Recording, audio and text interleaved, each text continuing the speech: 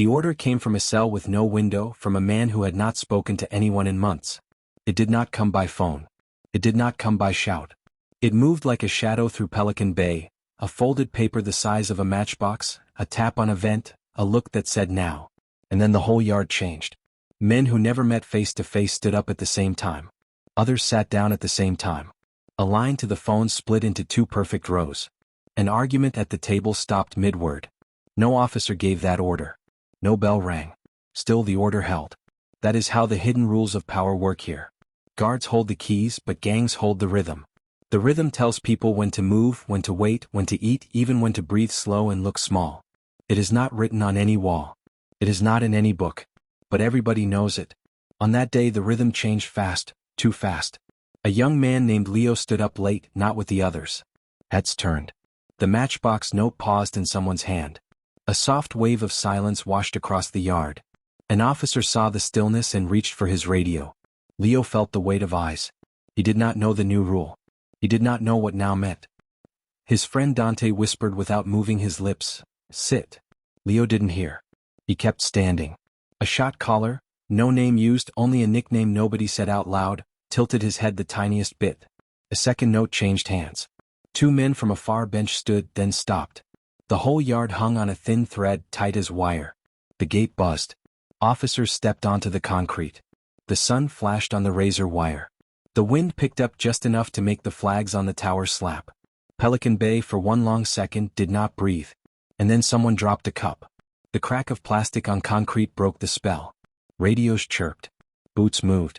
The matchbox note disappeared into a sleeve. Dante grabbed Leo's elbow. "Down," he breathed. "Now." Leo started to sit. And the yard door slammed. "All yards. Face the wall. Don't move," the loudspeaker said. "Count." The count had begun, but the real question had not. The question was simple and could change a life. Did Leo break a rule he did not know? And who would decide what happened next? To understand how that moment started, we have to go back to the morning before sunrise, when Pelican Bay was quiet but awake. The Supermax building sat low and gray under fog from the Pacific. Gulls cried over the fence. In the SHU, the security housing unit, cells sat in a row like small boxes. Inside one, a man everyone called Mr. Cruz put his palm flat on the concrete wall and counted his breaths. In 4, hold 4, out 4. He had done that every morning for years. Across the prison, Officer Rivera checked the yard schedule. He circled the time for Leo's unit with a red pen. "Short staff," he told the watch sergeant. "Keep the yard tight." Rivera was not new. He had learned to read quiet like a language. Today the quiet felt heavy like a blanket soaked in water. In the chow hall, Leo slid his tray along the steel rail. "Eggs. Toast. A cup of milk." Dante stood behind him. "First yard?" he asked. "Yeah," Leo said. "First week." Dante looked at him carefully. "Watch, listen, copy. Don't lead." He spoke in simple steps like teaching someone to swim. "There are two kinds of rules here.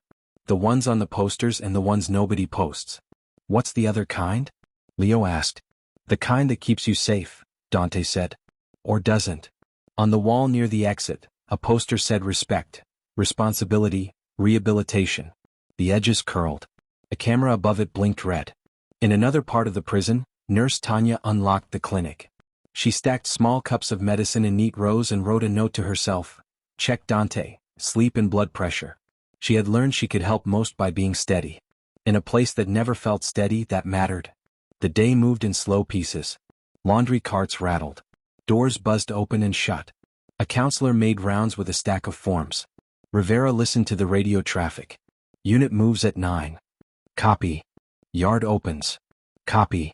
In the SHU, Mr. Cruz stared at the hairline crack in his wall and tapped his thumb on his finger, counting time with bone instead of clocks. He could not see the yard. He could not meet the men who followed his rhythm. But the rhythm, once set, ran like a wire. When the yard gates finally opened for Leo's unit, men stepped out into hard light and cool wind. The concrete smelled like salt and soap. The sky looked like a clean plate. Lines formed, one near the phones, one near the pull-up bars, one by the benches where older men sat and said very little. Dante nodded toward the benches. "That's where the rules live," he said. "That's where you don't talk unless asked." Leo swallowed and nodded. At first the yard felt calm. The tall fence hummed in the wind. Rivera walked the line, eyes soft but sharp. Two officers stood near the gate, hands open, not on their belts. The rhythm held. Then a matchbox-sized note changed hands. It moved like a bird hopping rail to rail, from a folded sleeve to a palm, from a palm to the space under a shoe, from a shoe to the shadow of a bench. No words. Only small steps and small glances. The note did not say a name. It rarely did. Names made heat. Leo did not see the note. He watched the sky. He counted the planes on their way to somewhere else. He thought, I could be on one of those planes if I had made one better choice, and the thought made his chest tight. Watch the phones, Dante said. They're going to split the line. Why? Leo asked. Because a rule changed, Dante said. You don't need to know why. You just follow. How do I know when to move? Leo asked. You'll feel it, Dante said. It's like the tide. If you push against the tide, it doesn't care. It will still move. And then the tide moved. The men by the phones split into two perfect rows as if a string pulled them. The men at the benches stood and then sat again. The men near the pull-up bars stepped back one pace. Leo stared. He felt the urge to stand. He stood. Dante's voice was a soft arrow. Not you. Leo's knees locked. The yard watched without turning heads. Rivera felt the change like pressure in his ears. He looked for the smallest signs. A jaw muscle tense, a foot heel lift, a shoulder twitch. He touched his radio but he did not call. Sometimes calling made the tide break. On the other side of the walls, Mr. Cruz tapped his thumb, 1, 2, 3, 4, and slid a pencil across the tiny gray desk. He drew a small square, then a smaller square inside it. Power, he knew, was not loud. Power was a map only a few could read. You drew the lines once, and other hands kept tracing them even if you never touched the pencil again. In the clinic, Tanya checked a chart and wrote, Leo, new intake. Ask about sleep. She liked to learn names. Names, she thought, are things that make people real. Rules can turn people into pieces. Names help put the pieces back. Back on the yard, the matchbox note paused at the shoe of a man with a faded tattoo and clear eyes. He did not pick it up. He did not need to. He looked at Dante. Dante gave the slightest nod.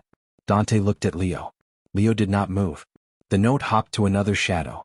A cup fell. Plastic hit concrete.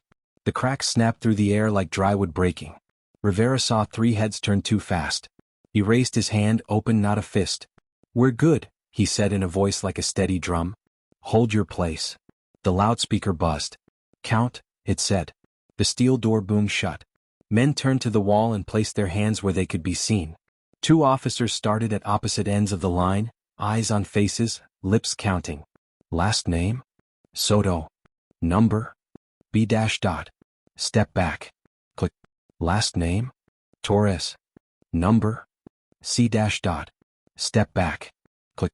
Leo pressed his palms to the concrete. It felt cold and rough. His heart thumped like a shoe in a dryer.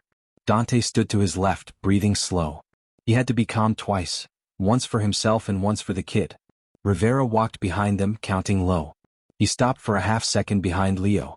The pause felt like thunder. Dante did not look. Leo did not breathe. Rivera moved on. Step back. Click. The count ended.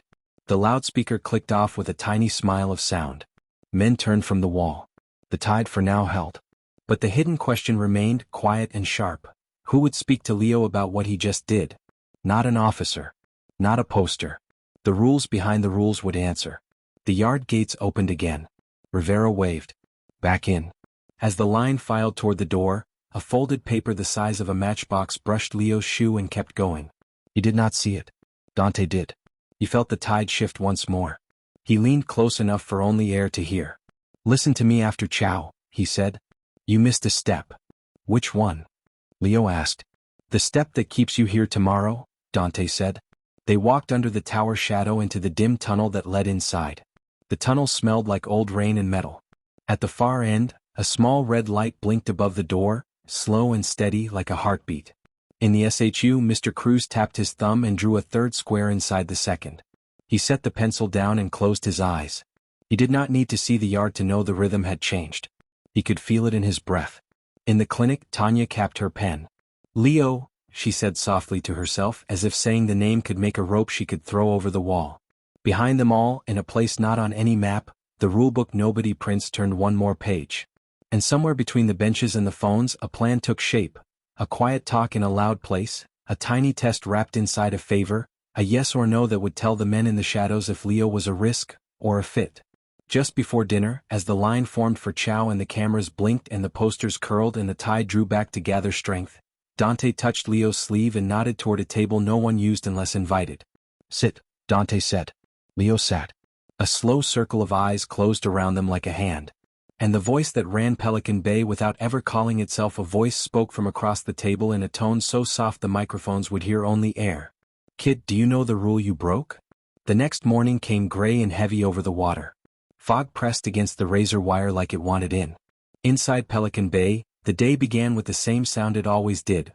The click of doors, the hum of lights, the rattle of breakfast trays sliding across steel.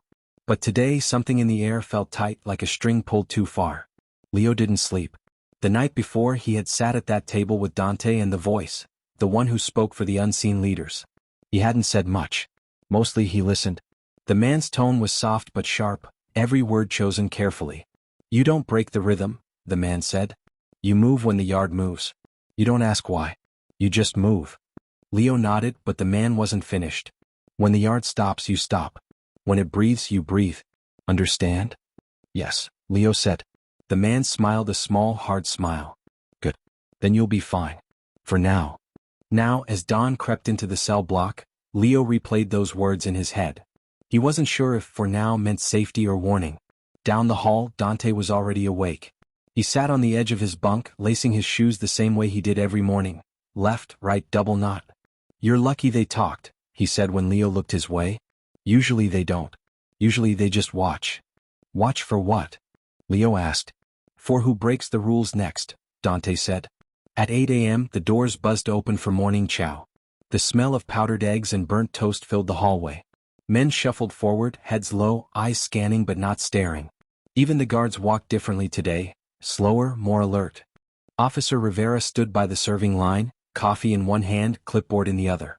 He watched every small movement, the passing of a tray, the turn of a shoulder, a whisper that lasted half a second too long.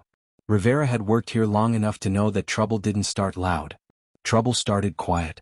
Trouble was a small thing, like a glance or a note or a new inmate trying to understand rules that weren't written anywhere. When Leo reached the end of the line, Rivera caught his eyes for just a second. Not long. Just enough. "You doing all right?" Rivera asked, his voice calm. "Yes, sir," Leo said. Rivera nodded. "Keep your head clear. Don't let this place write your rules for you." Leo didn't answer. He didn't know how. By mid-morning the fog had lifted. Yard call again. The same yard, the same sky, but today the rhythm was different. Men stood in new places. The benches were divided by invisible lines. The tension felt thin like ice about to crack. Dante noticed it first. "Stay close," he whispered. "Something's off." From across the yard, a group of older inmates stood shoulder to shoulder, talking low. One held a folded paper in his palm. Another looked toward the tower, then back. Rivera, watching from the gate, felt it too. The radio stayed silent, but the silence meant everyone was listening. A loud clang echoed from somewhere inside the building. It wasn't unusual, metal slammed every day, but today it felt like a signal. Conversation stopped. Eyes turned. Leo tried to stay calm. "What's happening?" he asked quietly. "Shoo," Dante said. "Just don't move." Then it happened. A fight broke out by the pull-up bars. Sudden, fast, no warning. Two men locked up, fists and elbows flashing. Officers shouted, "Down." Everyone down, but not everyone moved. Some froze. Some watched. And a few, just a few, seemed to be waiting for this. Leo dropped to the ground, heart pounding. Dirt filled his nose. Boots thundered past. The siren wailed, cutting through everything. Rivera ran forward, yelling for backup. The yard exploded with motion, radios screaming, men pressed against the concrete. Dante grabbed Leo's sleeve, pulling him flat. "Stay down, kid." "I didn't do anything," Leo shouted. "That doesn't matter," Dante said. "They just need someone to blame." In the chaos, a figure moved fast through the smoke of pepper spray, small, sharp, like a ghost. It was the same man from last night, the one who spoke softly at the table. He didn't fight. He didn't yell. He just pointed, to someone or something, and then disappeared into the crowd as officers swarmed in. Minutes later the yard was still. Men lay flat, coughing. Guards stood with batons ready. Rivera barked orders, "Hands where we can see them." Nobody moves. Leo's chest burned from the spray. He could barely breathe. He turned his head and saw Dante beside him, face down, not moving. "Dante," he whispered. No answer. An officer grabbed Leo's shoulder. "You. On your feet." Leo stood, blinking through tears. "It wasn't me." Rivera turned, eyes locking on him. "I know who it wasn't," he said quietly. "But someone thinks it was." 2 minutes later, Leo was in cuffs. Inside the control room, Rivera spoke into the radio. "Yards secure. 2 in medical, 1 detained for questioning." "Copy that," the voice replied. "Any injuries to staff?" "Negative." But Rivera wasn't sure that was good news. Something about the fight didn't add up. It wasn't random. It never was. Someone had started it for a reason, and someone else would pay the price. That night in his cell, Leo stared at the ceiling. The room was dark except for the blinking red light from the camera. He thought about Dante, about the man with the calm voice, about the note that kept moving through hands like a ghost. He remembered what the man had said, "You don't break the rhythm." But the rhythm had broken anyway. Down the hall, Mr. Cruz sat on his bunk in the SHU, drawing another square inside the square he had started the day before. He stopped suddenly, lifted his head and smiled to himself. "New rule," he whispered. And deep inside Pelican Bay, the rhythm changed again.